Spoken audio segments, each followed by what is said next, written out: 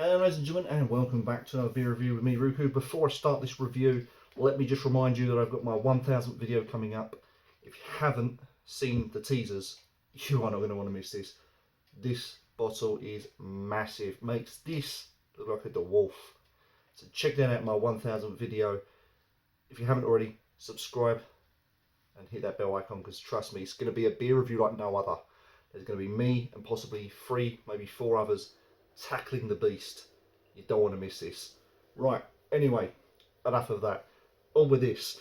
We have this year's Duvel Barrel Aged Series number 8. Yes, number 8. Can you believe there's been 8 of these bad boys? This is batch number 8, and this is the Rum Edition.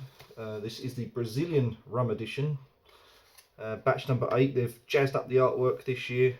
There it is in the bottle, and it's encased in Cachaca, or matured in Cachaca barrels.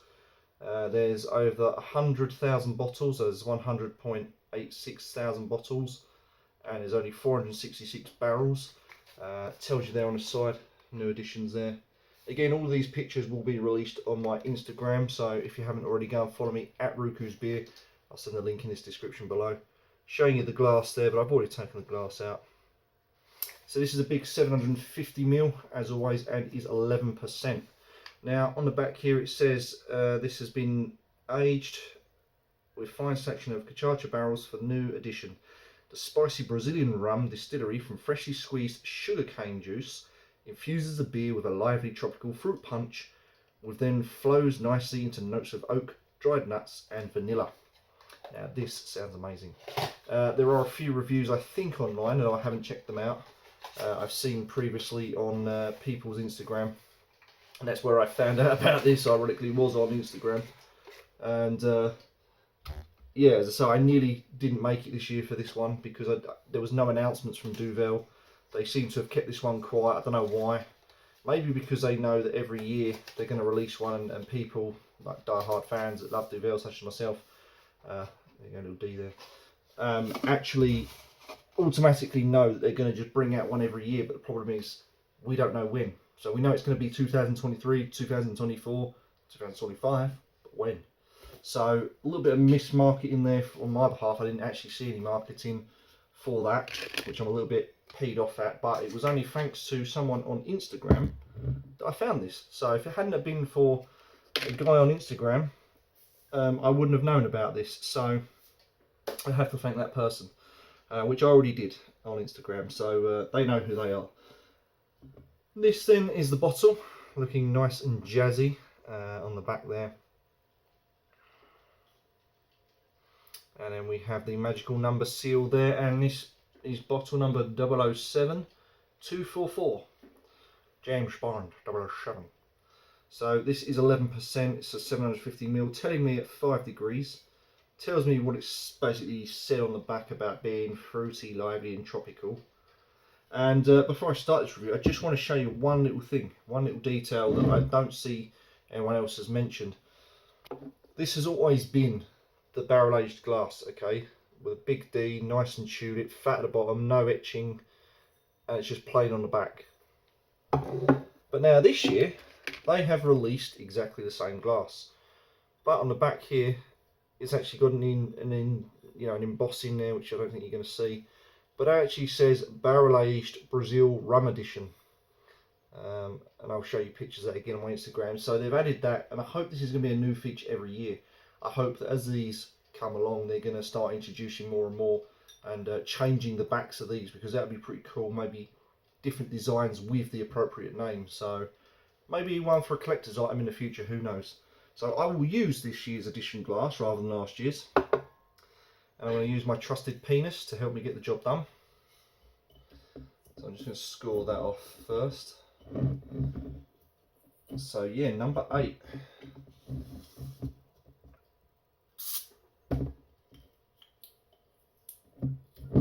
Nice hiss, I can smell that from here. Bit of tape with D. That is amazingly strong. I can really smell that, man. That is crazy. So we're just going to go with a bit of a angled pour to begin with, And now onto the big pot. And the reason for that is because, as I say, it has no etching on the bottom, so there's going to be no carbonation release. But look at that. There's a real dark colour. I can't, no matter what way I go with this, I can't get it in the light. There we go. Look at that colour. It's giving it a very strong dark golden, maybe? But look at that, there's a great head on it. It's a nice white head. You can't see the logo still. I'm trying to tilt it without fucking spilling it, but you can't see the logo, but it is there, trust me. Right, let's crack on with this bad boy and let's get some aromas in that taste, because I cannot wait.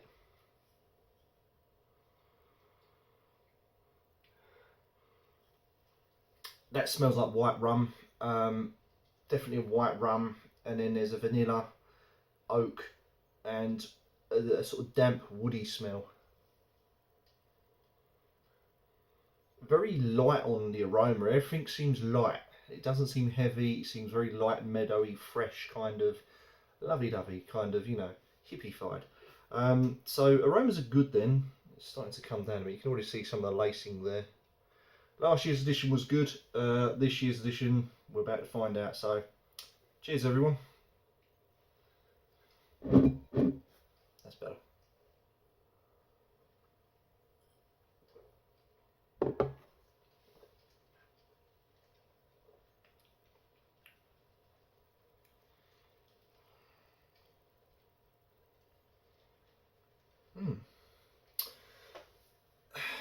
What's the word I'm looking for? A very white rum forward. You can taste it, it's got plenty in it. It's just like the previous two. I think it even goes far as back as Jamaican. I can't remember when the Jamaican one was. Very white rum forward. There is a little bit of spice. There's a huge amount of warmth in the chest. It feels like liquid gold. It's so nice in the rum. The rum is nice and light, nice and full of that rum, white rum flavour. Glides down no problem. Gives you a little burn here. Some spice here and there. I'm not getting any of the nuts they were talking about.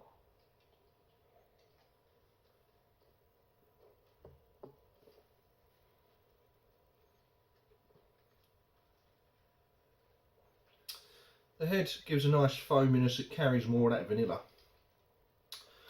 There is a tiny bit of oak towards, I'd say, midway to end. The fruitiness, now that's an interesting one. Am I getting the fruitiness? I don't know if I am.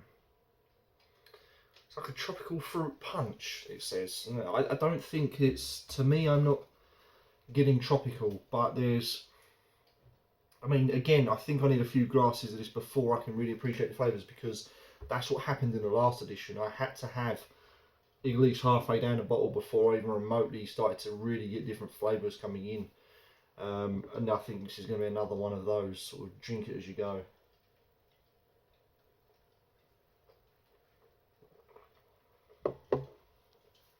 I mean, I do taste like a pineapple or a pina colada-y style to it, the fruitiness. But then when it settles down, there's a bit of a white grape and then a bit of pineapple. And I'm not sure what that is. It could be something else. I don't know what that is at the end, but there's something else there. So this one is a developer. You have to sort of drink this quite a lot of it, and you have to drink it quite slowly to allow the flavours to really come in. I went ahead and bought 2 bottles, as you can see behind me, because if this was as good as it was last year, I bought 2, because the reason why I bought 2 was because I wanted to age it just in case this one was a bit young. Because obviously the new Chimay that's out was a bit young for me, although it was nice. I felt that it could have been aged, and I feel that with this is really good. I don't think this has any faults with it as such. Okay, I don't get the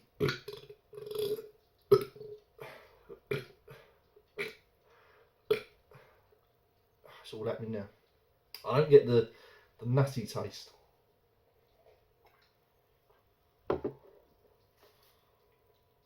That white rum is present. I'm now getting a development of the fruitiness, and that's just like halfway through my first glass. So it's a bit delayed in the fruitiness for me, but still an outstanding beer. I'm not being horrible, but if I was to age this, which I'm thinking of doing with that bottle behind me, I'm going to age it for maybe a year or two, come back to it on a special occasion, and just see how it develops. Because I think, what with that white rum, I think the nutty flavour may come forward. I've got a feeling the juicy tropical notes would come off, and that rum would come even more forward with plenty of white grape feel to it. So yeah, I like it, and I just think this is going to age really well. So I'm going to age a bottle, and I may or may not show you that later on in the years to come. Who knows? Fantastic beer, guys. Girls, yeah, 10 out of 10. 10 out of 10. Improvements, yeah, I don't know. I think this is good. It's just good.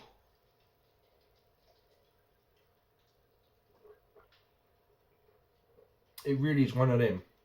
The more you drink, the more different flavours just keep on coming. It's a complex beer. Complex beer. Lots of flavours. Lots to scream and rave about. Yeah, it's a nice one. It's a good one this year. If you haven't already got yourself a bottle, go and grab one. I got 2 of these. I think these are about 20 quid each, or thereabouts, 15, 20 quid each. What with the shipping charges and all the rest of it and the tax, it was about 47 euros for 2 of these beers, but well worth the money. But there you go. Thank you so much for watching, and let's hope next year is going to be another good one from the Duvel Morgat family. So cheers everyone, and well done Morgat for making a fantastic beer this year again. See you next time.